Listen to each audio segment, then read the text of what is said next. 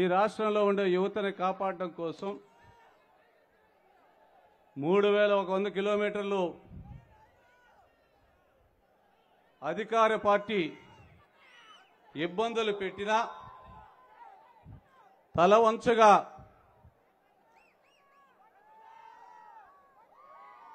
ఈ రాష్ట్రంలో ఉండే యువత కోసం, యువతను కాపాడడం కోసం మొదలుపెట్టిన పాదయాత్ర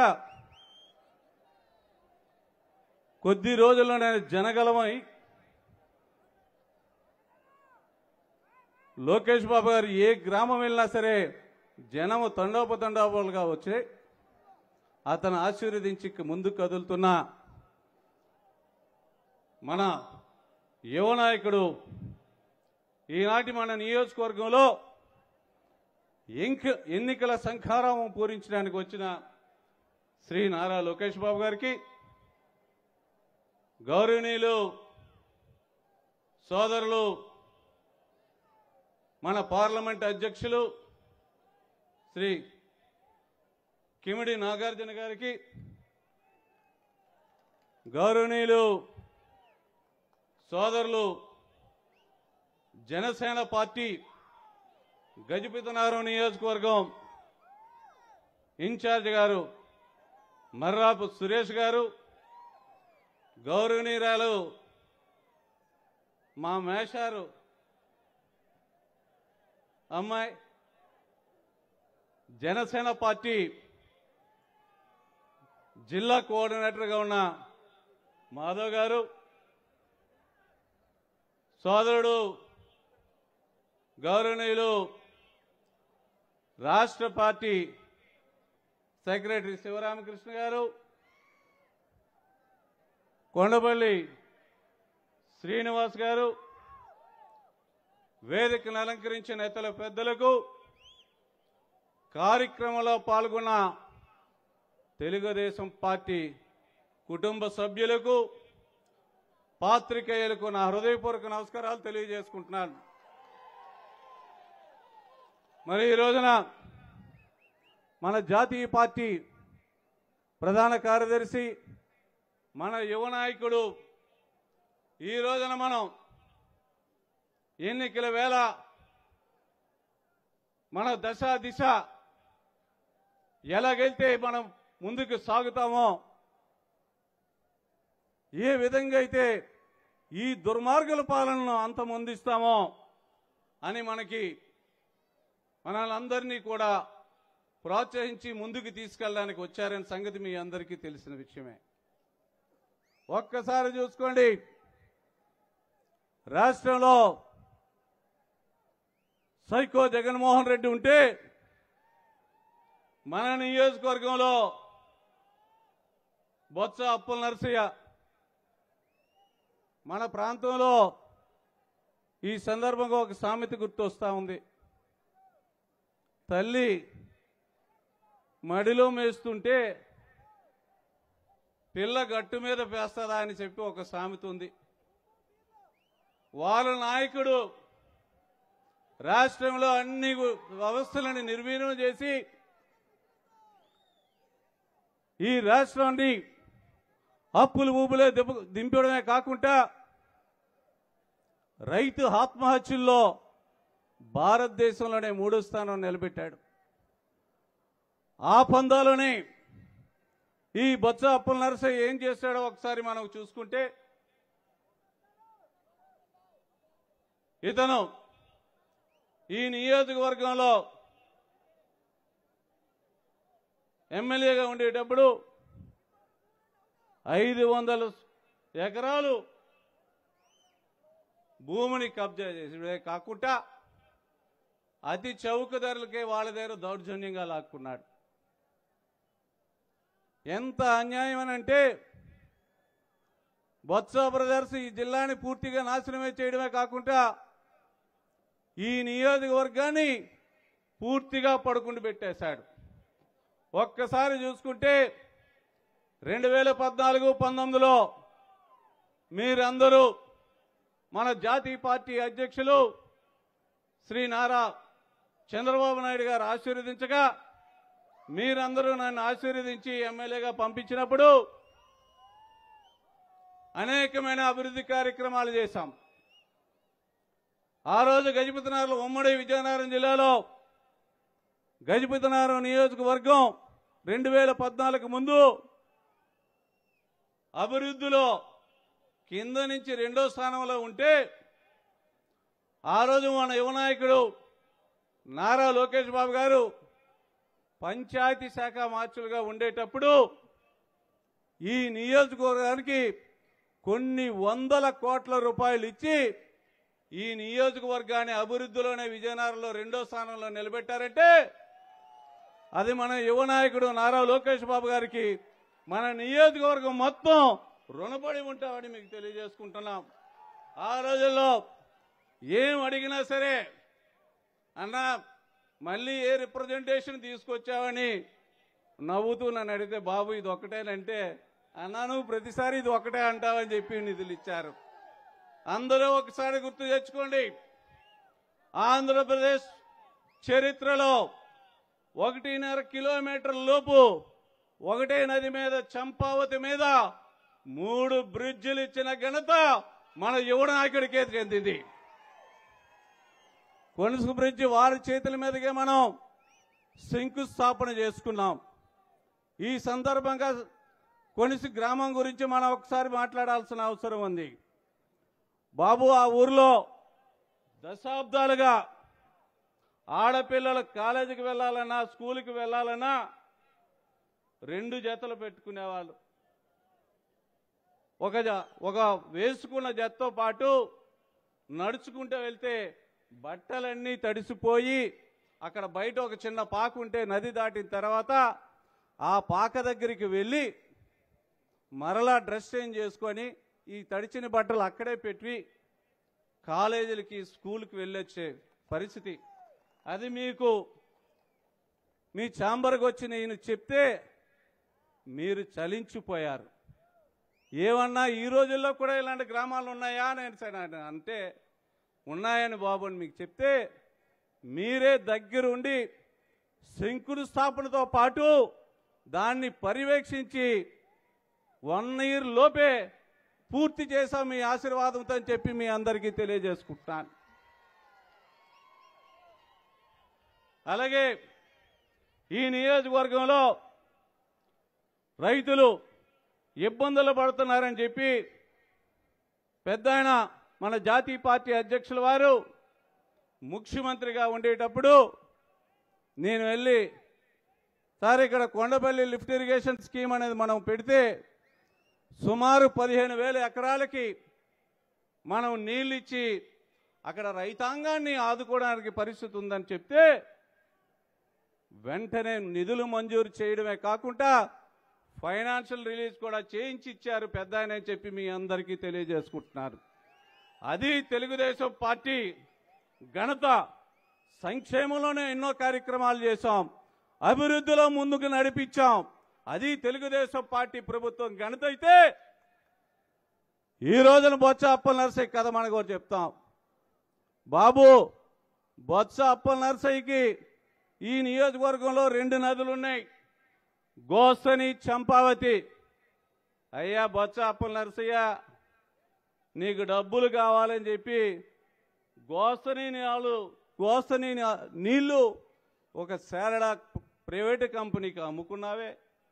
అమ్ముకోవడంతో పాటు విశాఖపట్నంలో ఒక బాటిలింగ్ కంపెనీకి కూడా నువ్వు నీ అన్న కలిసి అమ్ముకోవడం ఎంత దౌర్భాగ్యం చెప్పండి. గోసరి నదిలో నీళ్ళు అమ్ముకున్నావు, చంపావతిలో ఇసుక అమ్ముకున్నావు, గజపతినగర్లో పేద రైతుల దగ్గర 500 ఎకరాల భూములు లాక్కున్నావు. ఎక్కడైనా సరే చెరువుల్లో మట్టితో సహా నువ్వు పూర్తిగా తిన్నావు. ఈ నియోజకవర్గంలో కొండలు ఖాళీ చేశావు.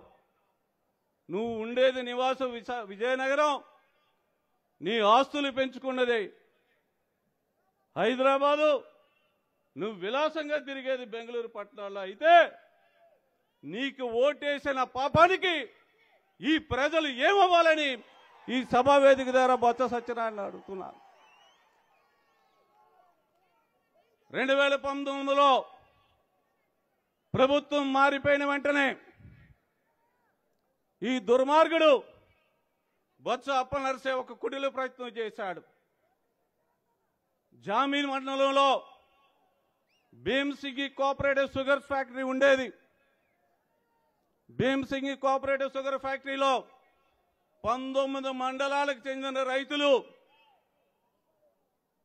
చెరుకు పండిస్తూ కుటుంబాన్ని ముందుకు తీసుకెళ్లే పరిస్థితి ఉంటే ఈ బొత్స అప్పలనరసయ్యకు ఒక ఆలోచన వచ్చింది.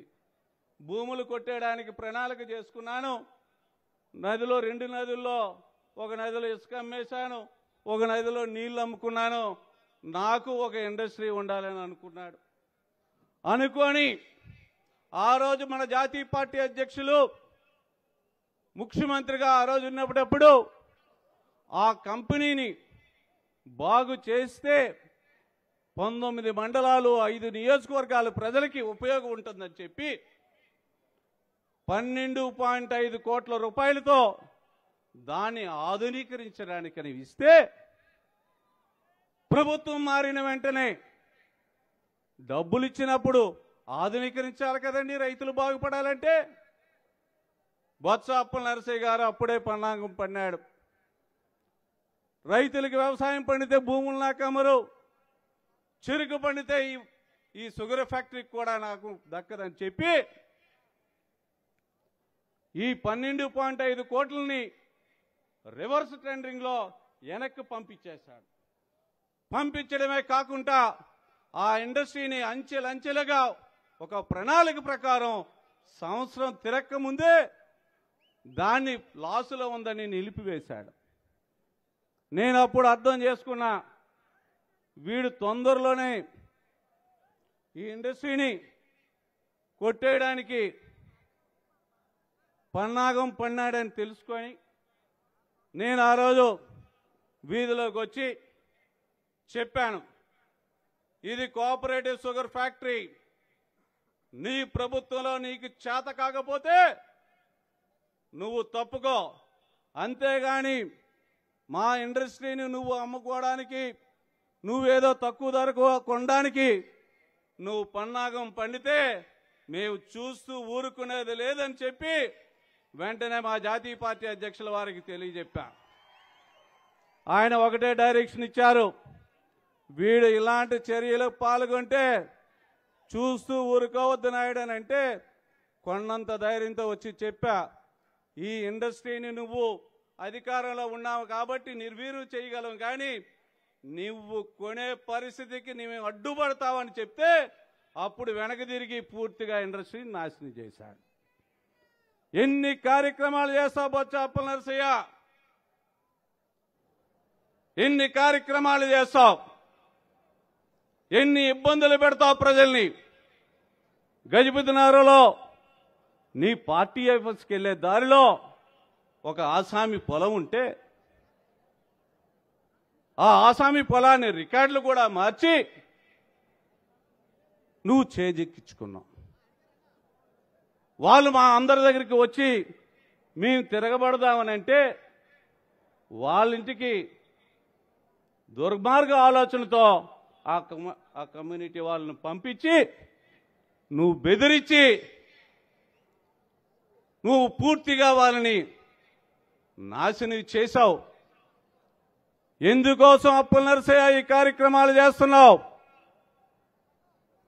ఈ నియోజకవర్గంలో ప్రజలు నీకు ఓటేస్తే నీ ఆస్తులు పంచుకోవడంతో పాటు పూర్తిగా రైతాంగాన్ని కూడా నిర్వీర్యం చేస్తావా? చూస్తూ ఊరుకునేది లేదని ఈ వేదిక ద్వారా మన చిన్నబాబు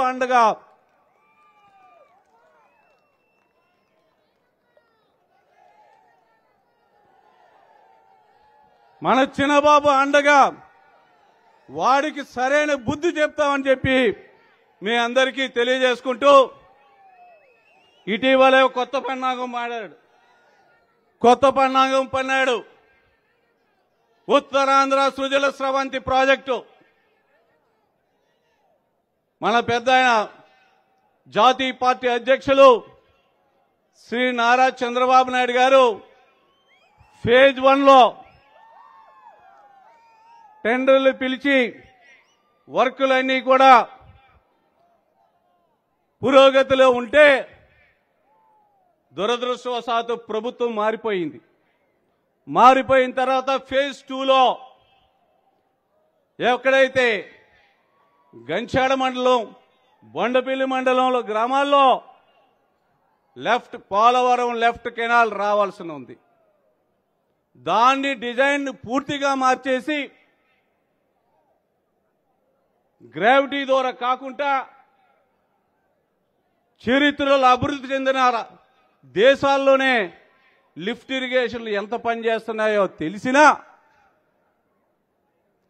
అతను ఒక దురుద్దేశంతో అలైన్మెంట్లందరినీ మార్చి ఈ మండలంలో గంచాడ మండలంలోన బొండపల్లి మండలంలో ఉండే రైతులకి తీవ్ర అన్యాయం చేయడానికి ముందుకొచ్చాడు. ఈ అన్యాయం వెనక ఒక కుట్ర ఉంది, మీకు తెలుసా? మీరు దయచేసి ఒక్క నిమిషం ఆడండి. Polavaram left main canal alignment మార్చడంలో ఎంత దురుద్దేశం ఉందో ఒకసారి మీ అందరూ సాక్షిగా మన చిన్నబాబు గారికి చెప్పాల్సిన అవసరం ఉంది. ఆ మహానుభావుడు గజపతి నగరం, బొండపల్లి, దత్తిరాజారావులో 500 ఎకరాలు కొన్నాను. ఈ అలైన్మెంట్ మారిస్తే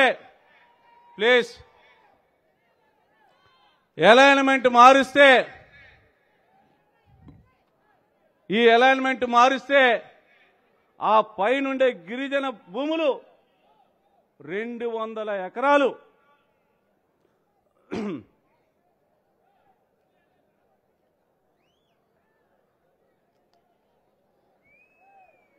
200 ఎకరాలు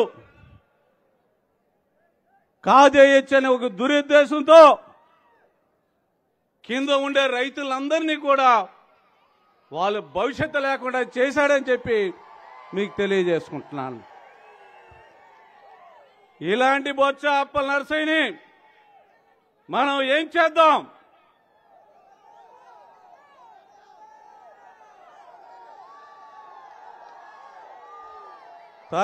తరిమి కొట్టాల్సిన పరిస్థితి ఉంది.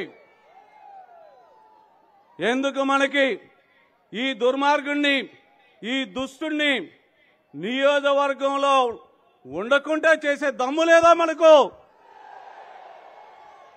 మన వెనక భారతదేశంలోనే ప్రజాస్వామ్యానికి అత్యంత విలువిచ్చే నాయకుల్లో మన జాతీయ పార్టీ అధ్యక్షులు మనకు అండగా ఉన్నారు.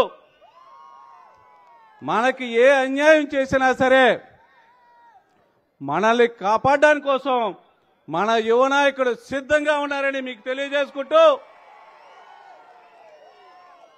అనేక పర్యాయాలు చెప్పాను. ఈరోజు ఈ వేదిక దగ్గర కూడా ఇంకోటి చెప్తున్నా. బొత్స అప్పల నరసయ్య, నీకో ఛాలెంజ్ విసురుతున్నా. నీ తల్లిదండ్రి ఇచ్చిన ఆస్తి ఎంత? ఈరోజు నీ ఆస్తి ఎంత? ఇంత ఆస్తి నీకు ఎలాగొచ్చింది? చెప్పాల్సిన అవసరం ఉంది. నీ ఆస్తి వివరాలు, నీ బినామీ వివరాలు మొత్తం డేటా మా దగ్గర ఉన్నాయి. మా చిన్నబాబు ముందు ఇప్పుడే పెడతామని చెప్పి మీకు తెలియజేసుకుంటూ, నీకు చేతనైతే, నీకు దమ్ముంటే రా. అభివృద్ధిలోనైనా సరే, సంక్షేమంలోనైనా సరే తొదకు నువ్వు నీ అక్రమాస్తులు వెళ్ళగొట్టేలో కూడా మేము ముందుంటామని చెప్పి తెలియజేసుకుంటూ అనేక పర్యాలు చెప్పాను. నా ఆస్తి వివరాలు చెప్తాను. నువ్వు ధైర్యంగా ఉంటే, నీకు దమ్ముంటే నీ ఆస్తి వివరాలు ఈ ప్రజల ముందు పెట్టు.